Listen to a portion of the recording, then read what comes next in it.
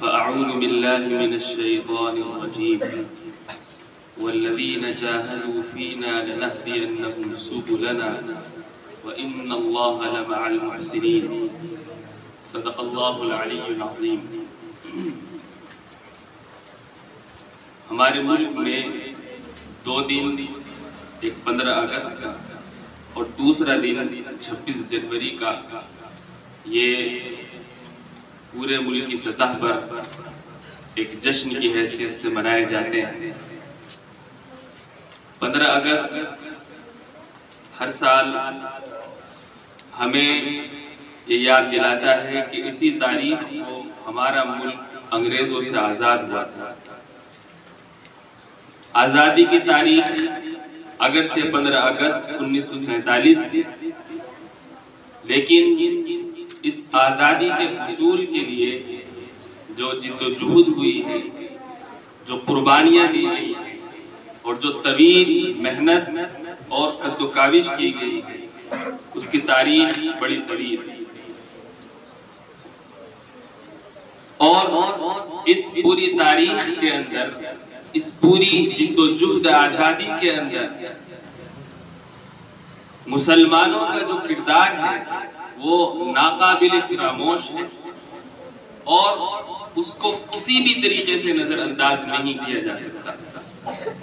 अगर हम अपने गिरेबान में मुंह डाल करके देखें तो जो हम पढ़े लिखे लोग कहे जाते हैं या मुसलमानों के दूसरे तबकात में जो पढ़े लिखे लोग समझे जाते हैं, चाहे वो दीनी तालीम वाले हों चाहे दुनियावी तालीम वाले हों, उन्हीं को नहीं पता इस मुल्क की तारीख क्या है और उसके लिए क्या जिद्दोजहद हुई है, अंग्रेजों के खिलाफ कैसी कैसी जंगें लड़ी गई है और हमारे अकाबिर और हमारे मशाइख का क्या किरदार था। हम ये समझते हैं कि 1857 से जंग आज़ादी की शुरुआत हुई, हालांकि ऐसा नहीं है। अभी एक तालिब इल्म ने जिक्र भी किया है कि 1757 में नवाब सिराजुद्दौला बंगाल में शहीद हुए, लेकिन हकीकत ये है कि नवाब सिराजुद्दौला की जंग को आप पहली वो जंग कह सकते हैं कि जिसने अंग्रेज का खुलकर के मुकाबला किया है, लेकिन उससे पहले जो अंग्रेजों के खिलाफ जहनसाजी की गई है और उसके लिए जमीनी तौर पर जो मेहनत हुई है वो शाह वलीउल्लाह मुहद्दिस देहलवी रहमतुल्लाह अलैह के जमाने से ही और उन्होंने ही की। 1599 में अंग्रेजों की आमद शुरू हुई थी हिंदुस्तान में, 1599 ईस्वी। अब 2023 चल रहा है, यानी तकरीबन 400-500 साल पहले, 500 साल पहले आहिस्ता आहिस्ता लोग आए, ताजिरों के भेस में आए, बिजनेस करने आए। उस वक्त जहांगीर बादशाह की हुकूमत थी, उसने इनका इस्तेमाल किया, इनके साथ एहसान किया। जहांगीर के बाद में शाहजहां और उसके बाद औरंगजेब आलमगीर रहमतुल्लाह अलैह की पुरशौकत हुकूमत रही। उनके जमाने में तो इन्हें सर उठाने का मौका नहीं मिला, महज ताजिरों के ही रंगो रूप में रहे। लेकिन औरंगजेब आलमगीर रहमतुल्लाह अलैह की वफात के बाद में मुल्क में तवाइफ-उल-मुल्की का दौर दौरा शुरू हुआ और उस वक्त इन ताजिरों के भेस में आए हुए अंग्रेज लुटेरों की भी नीयत खराब होनी शुरू हुई और इन्होंने उस वक्त आहिस्ता आहिस्ता मुल्क की बागडोर को अपने हाथ में लेना शुरू किया। सबसे पहले जो कि बंगाल में आए थे, बंगाल सिनाती शहर है पहले ही से, और मुल्क के दूसरे हिस्सों में अहमदाबाद वगैरह जो उस वक्त तिजारती मराकिज समझे जाते थे, वहां पर इनका कारोबार था और ईस्ट इंडिया कंपनी के नाम से ये काम करते थे। उन्होंने आहिस्ता आहिस्ता इक़्तिदार पर जाना शुरू किया। नवाब सिराजुद्दौला से पहले उनके नाना अली वर्दी 2-3 साल पहले अंग्रेजों को शिकस्त फाश दे चुके, फिर उनका इंतकाल हुआ। नवाब सिराजुद्दौला को भी वही जज्बा मिला हुआ था, चुनाचे उसने सबसे पहले बंगाल में अंग्रेजों के खिलाफ जिहाद किया। नवाब सिराजुद्दौला का मामू था मीर जाफर, मशहूर है मीर जाफर। उसने साजिश के अंदर अंदर वो अंग्रेजों से मिला हुआ था और जिसके नतीजे में ये तारीख साज लड़ाई मुसलमानों की शिकस्त पर खत्म, यानी मुसलमानों को शिकस्त आमतौर पर अपनों की वजह से हुई है। सिराजुद्दौला एक बड़ा लश्कर लेकर के गया था अंग्रेजों के खिलाफ। मुअर्रिखीन ने लिखा है कि उस वक्त अंग्रेजों के पास सिर्फ 3000 फौज थी, 2500 हिंदुस्तानी थे और सिराजुद्दौला के पास 50,000 फौज थी।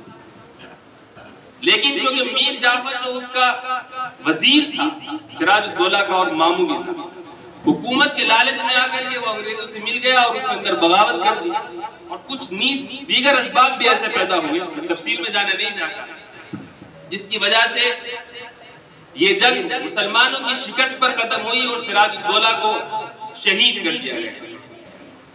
सिराजुद्दौला के बाद भी छोटी छोटी जंगें मुख्तलिफ सतह पर होती रही। बिलाखिर टीपू सुल्तान शहीद और उनके वालिद हैदर अली, इन्होंने अंग्रेजों के खिलाफ 4 जंगें लड़ी। टीपू सुल्तान उस वक्त मैसूर का वालिद था। शहादत के मौके पर उनका मशहूर जुमला है जो सबकी ज़बान ज़द है। उन्होंने कहा था कि शेर के एक दिन की जिंदगी गीदड़ की 100 साल जिंदगी से बेहतर है और अंग्रेजों से दू बदू लोहा लेते हुए जाम शहादत नोश करें। मरने के बाद भी मुअर्रिखीन ने लिखा है कि टीपू सुल्तान शहीद का अंग्रेजों पर इतना रौब था और इतना दबदबा था, तो लोग कहते हैं 3 दिन तक उनकी लाश ऐसे पड़ी रही। जब उनको यकीन हो गया कि नहीं अब इसके अंदर कोई जान नहीं है टीपू सुल्तान शहीद के, तब उसकी लाश पर खड़े होकर के किसी अंग्रेज कमांडर ने कहा था कि आज से हिंदुस्तान हमारा। ये तारीखी जुमला उसकी ज़बान से निकला। इसका मतलब ये है कि जब तक सुल्तान शहीद जिंदा रहे उस वक्त तक अंग्रेजों को ये जुर्अत ही नहीं हुई कि हिंदुस्तान के ऊपर अपने कब्जे का दावा कर। टीपू सुल्तान शहीद हो गए, उसके बाद में उन्होंने ऐलान किया कि आज से मुल्क हमारा है और इस मुल्क पर हमारा है।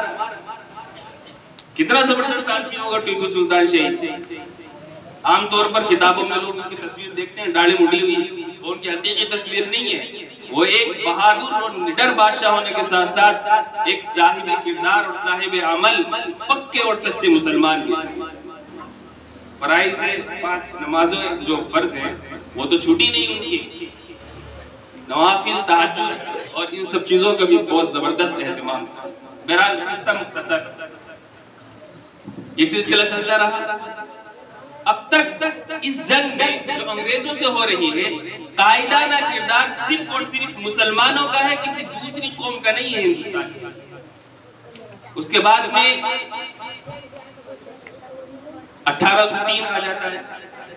1803 में शाह अब्दुल अजीज दहलवी रहमतुल्लाह अलैह, जो शाह वलीउल्लाह रहमतुल्लाह अलैह के बेटे थे, सबसे बड़े बेटे थे, उनके सच्चे जानशीन थे, उन्होंने जब देखा कि पूरे मुल्क के अंदर अंग्रेज की फरमा रवाई चल रही है और बराए नाम सिर्फ नाम के लिए मुसलमानों की हुकूमत है, उन्होंने 1803 में अंग्रेजों के खिलाफ वो फतवा दिया जिहाद आजादी का, जो मशहूर व मारूफ।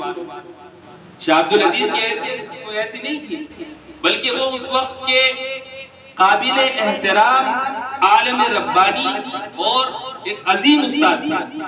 चुनाचे उनका फतवा क्या था, वो एक पूरी आग थी जो अंग्रेजों के खिलाफ जलाई गई थी पूरे मुल्क में, और मस्जिदों के जरिए से उस फतवे की आम इशाअत हुई। और ऐसा नहीं है कि फतवा देने के बाद में शाह अब्दुल अजीज को कुछ झेलना नहीं पड़ा, बल्कि शाह अब्दुल अजीज रहमतुल्लाह अलैह को सख्त अजियतें और तकलीफें दी गई। उनको कैद किया गया, उनको 2 दफा जहर भी दिया गया, उपटन में छपकली को पीस करके और उसका उपटन उनके बदन पर मला गया, जिससे शदीद तकलीफ हुई। उनकी आंखों की बिनाई खत्म हो गई, उनके पहुंचे उतरवा दिए गए, बहुत तकलीफें झेली, क्योंकि उस वक्त अंग्रेज फुल पावर में थे और उनको हिंदुस्तानियों से कोई हमदर्दी नहीं थी। अपना हो तो हमदर्दी हो, वो तो बाहर के लोग थे और हिंदुस्तान पर आकर के अपना कब्जा जमाना चाहते थे, इसलिए हिंदुस्तानियों पर वो जो जुल्म कर सकते थे उन्होंने किया। शाह अब्दुल अजीज रहमतुल्लाह अलैह का फतवा शाया हुआ, पूरे हिंदुस्तान में अंग्रेजों के खिलाफ एक बगावत के जज्बात फैल गए उस पर। ये सिलसिला आगे बढ़ा, चलता रहा, जमीनी सतह पर मेहनत होती रही।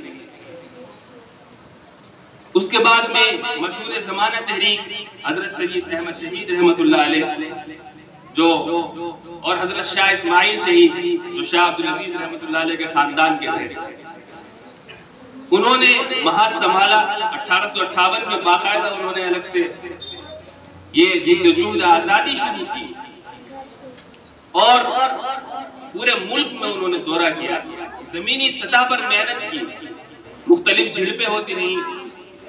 हजरत सैयद अहमद शहीद रहमतुल्लाह अलैह जो मशहूर और मारूफ बुजुर्ग हैं, यहाँ तक के 1331 में बालाकोट के मैदान में हजरत सैयद अहमद शहीद और शाह इस्माइल शहीद और मौलाना अब्दुल वगैरह रहमतुल्लाह अलैह बड़े बड़े बुजुर्ग और बड़े बड़े उलमा थे, वो सब उस मैदान में शहीद कर दिए।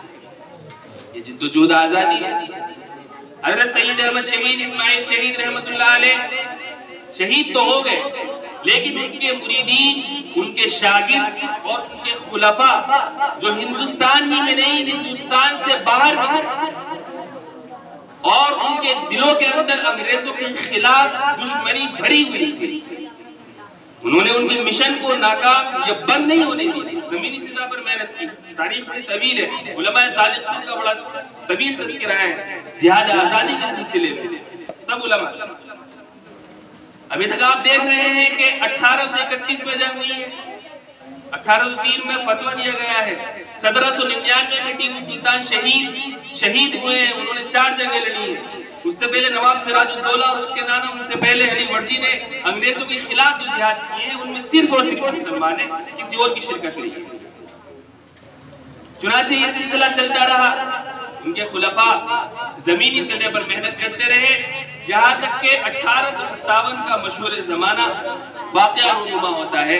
ये वाक़या भी कलकत्ता से शुरू होता है, फिर दिल्ली पहुँचता है, फिर मेरठ और फिर मगरिबी यूपी मुजफ्फरनगर और शामली और थाना भवन, पूरे हिंदुस्तान के अक्सर हिस्सों में उस 1857 जिसको अंग्रेजों ने गदर कहा है, जो दरहकीकत आजादी की जिद्दोजहद थी, वो सब फैलता है। 1857 में भी उलमा का किरदार और हमारे उलमा का किरदार कायदाना था, किसी भी लिहाज से वो पीछे नहीं थे उसमें। मुअर्रिखीन ने लिखा है कि बाद में लिखा है कि 5 लाख, बाद में लिखा है 2 लाख मुसलमान 1857 में शहीद किए गए।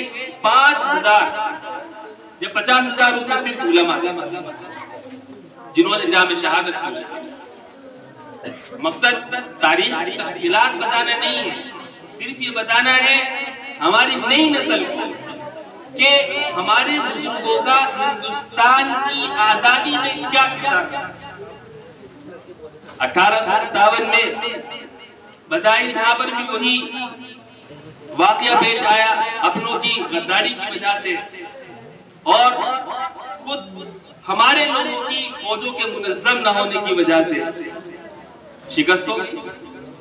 मौलाना कासिम नानोतवी रहमतुल्लाह अलैह मैदान जिहाद के मुजाहिद थे, जो दारुल उलूम देवबंद के बानी हैं। उनके पीर सैयदुत ताइफा हाजी इमदादुल्लाह मुहाजिर मक्की रहमतुल्लाह अलैह वो जिहाद आज़ादी के सरखेज़ थे 1857 के।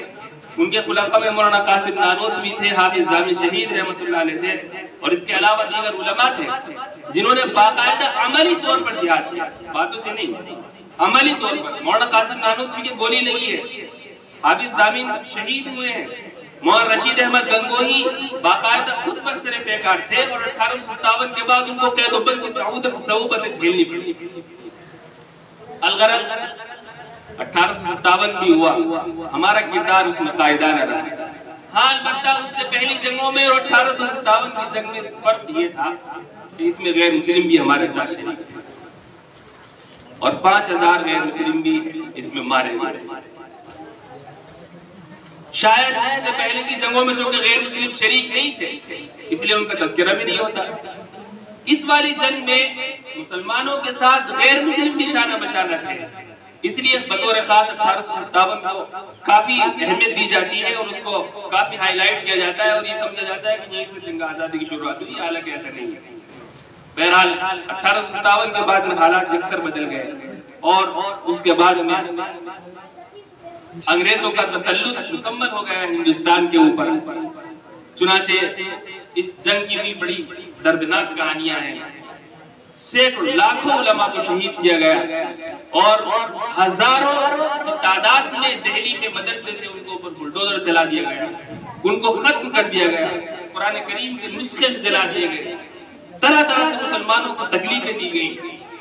फिर उसके बाद में जो 1857 का बचा कुचा काफिला था, अब उन्होंने अपने लड़ाई का अंदाज बदला और अंदाज ये बदला तकरीबन 10 साल के बाद 1866 में देवबंद की एक गैर मारूफ छोटी सी बस्ती में, जो अब बहुत ज्यादा मारूफ मशहूर है, उस वक्त बिल्कुल गैर मारूफ थी, वहां पर हमारे बुजुर्गों ने दारुल उलूम देवबंद की बुनियाद डाली और दारुल उलूम देवबंद बज़ाहिर एक तालीम गाह के तौर पर शुरू हुआ। मुल्ला महमूद एक उस्ताद बिठाया गया अनार के दरख्त के नीचे और उनके शागिर्द भी महमूद हसन देवबंदी, 2 लोगों से दारुल उलूम शुरू हुआ। लेकिन दारुल उलूम को शुरू करने का मकसद क्या है? मौलाना शेखुल हिंद रहमतुल्लाह अलैह का मक़ूला जो मौलाना कासिम नानोत्री के हवाले से उन्होंने बयान किया है, मौलाना मनाजिर हसन गिलानी ने अपनी किताब में नकल किया है कि उस्ताद मोहतरम ने क्या है तालीम ताल्लुम के लिए दारुल उलूम शुरू किया था। मुझे पता है कि अंग्रेजों के खिलाफ तैयारी करने के लिए दारुल उलूम देवबंद बनाया। दारुल उलूम देवबंद का क़याम दरअसल अंग्रेजों के खिलाफ जंग आजादी के मुजाहिदीन को तैयार करने के लिए अमल और दारुल उलूम देवबंद की इस हवाले से खिदमत बड़ी रोशन और ताबदार। चुनाचे दारुल उलूम के पहले जो तालिब इल्म थे जिनको बाद में चल करके शेखुल हिंद का लक़ब दिया गया है, मौलाना महमूद हसन देवबंदी रहमतुल्लाह अलैह, उनकी कोशिशें शुरू हो गई उसी वक्त से और मुख्तलिफ अंजुमनों का क़याम अमल में आया और हज़रत शेखुल हिंद ज़मीनी सतह पर अपने शागिर्दों को ज़हनी तौर पर अंग्रेजों के खिलाफ तैयार करते रहे और उनके शागिर्द पूरे हिंदुस्तान ही में नहीं बल्कि हिंदुस्तान से बाहर भी फैले हुए थे। उन्होंने उनकी ज़हनसाज़ी की और अंग्रेजों के खिलाफ उनको खड़ा किया और खुद भी उनकी मशहूर ज़मानत तहरीक रेशमी रुमाल, तफसीलात का मौका नहीं है। तहरीक रेशमी रुमाल में हज़रत शेखुल हिंद रहमतुल्लाह अलैह बड़ी जबरदस्त तहरीक थी, वो अगर कामयाब हो गई होती तो शायद हिंदुस्तान में नक्शा कुछ और होता आज भी। बहरहाल तहरीक रेशमी रुमाल के सिलसिले में हज़रत शेखुल हिंद रहमतुल्लाह अलैह ने हिजाज का सफर किया, बाहर मुल्कों से ताल्लुकात। इरादा ये था कि अंदरूनी तौर पर हम अंग्रेजों के खिलाफ बगावत करेंगे और बाहर से जो दूसरे ममालिक हैं मुस्लिम ममालिक को हमारी मदद करेंगे और इस तरीके से हम अंग्रेज को हिंदुस्तान से भगा डालेंगे। लेकिन बस अल्लाह की हिकमत है, वो तहरीक जो रेशमी रुमाल के नाम से थी उसका रासपाश हो गया और हजरत शेखुल हिंद गिरफ्तार कर लिए गए। हजरत शेखुल हिंद के साथ उनके बहुत से शागिर्द भी गिरफ्तार हुए, जिनमें मौलाना हुसैन अहमद बदरी रहमतुल्लाह अलैह वगैरह कई उनके शागिर्द कैद किए गए। उनको बहीरे रूम के जजीरे में, जिसको माल्टा कहा जाता है, वहां पर कैद कर दिया गया। बहुत कैद भी ऐसी नहीं थी कोई किसी जैसे किसी नेता की होती है बहुत उम्दा टाइप की, बल्कि कैद भी बामशक्कत और बहुत सख्त ठंड होती थी वहां पर, माइनस में टेम्परेचर रहता था और इस सख्त ठंड में हजरत शेखुल हिंद ने फटा हुआ कंबल दिया जाता था। बूढ़े आदमी हजरत शेखुल हिंद उस वक्त बहरहाल 3 साल से जायद वहां से कैद बामशक्कत झेलने के बाद में किसी तरीके से उनको वहां से रिहाई मिली।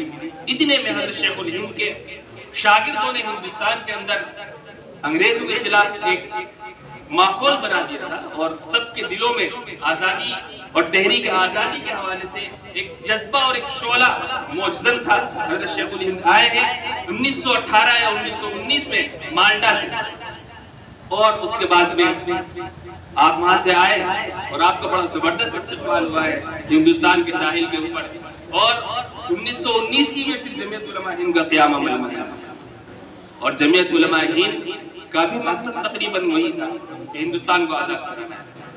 चुनांचे जमीयत उलमा हिंद की तारीख भी बड़ी ज़र्रीन है इस हवाले से, हिंदुस्तान को आज़ाद कराने के हवाले से। और उसके पहले सदर थे मुफ्ती किफायतुल्लाह देहलवी, जिनकी तालीमुल इस्लाम से बच्चे पढ़ते हैं, वो जमीयत उलमा हिंद के पहले सदर थे। इसके अलावा भी काफी तफसीलात हैं। उसके बाद में 1919 और उसके बाद में सियासी तौर पर ये जंग चली है। उसके बाद में जो बड़े बड़े रहनुमा उभरे हैं गैर मुस्लिमों में, गांधी जी आए हैं, उसके बाद में और भी मुसलमानों में जिनका आप नाम सुनते हैं, मौलाना मोहम्मद अली जौहर, मौलाना अबुल कलाम आजाद। और हकीकत है कि गैरों के अंदर, दूसरे लोग बिरादरान वतन के अंदर आजादी का जो जज्बा पैदा किया है वो मुसलमानों ने पैदा किया। इनको क्या पता आजादी क्या होती है, इनको मालूम नहीं था।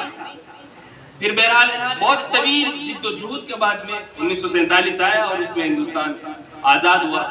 आजादी के बाद में चूंकि हमने मुल्क गिरी के लिए ये जंग नहीं लड़ी थी, इसलिए हमारे अकादमी उस वक्त अलग हो गए और उन्होंने मुल्क इनके हवाले कर दिया, जिनके आज आप देखते हैं उनके हाथों में मुल्क है।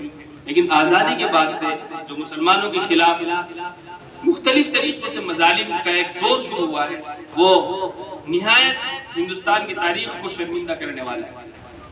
बहरहाल इस मौके पर अर्ज ये करना है कि हमारे तलबा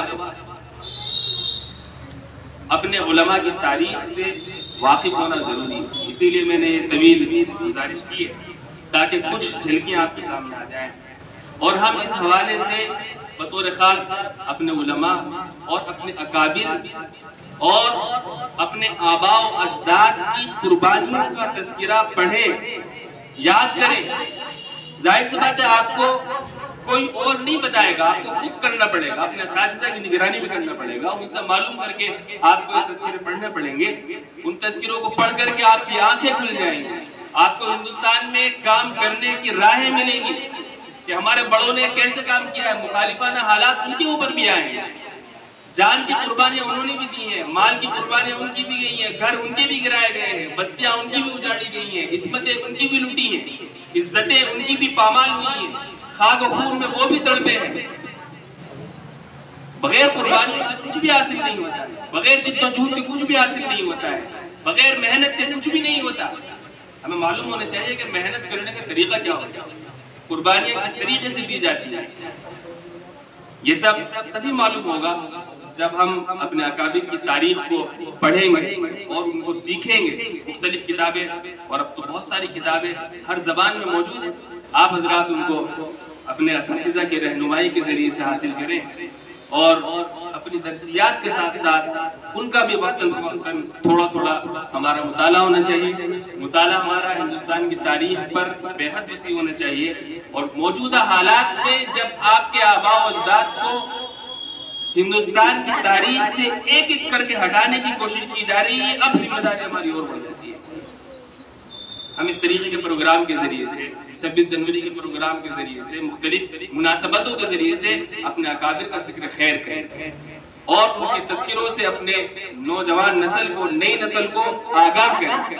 अफसोस ये होता है कि 26 जनवरी 15 अगस्त के नाम से प्रोग्राम होते हैं और उसमें नाच गाना, डांस, ढोल धमाके और म्यूजिक, बस ये करके और बात खत्म करती जाती है।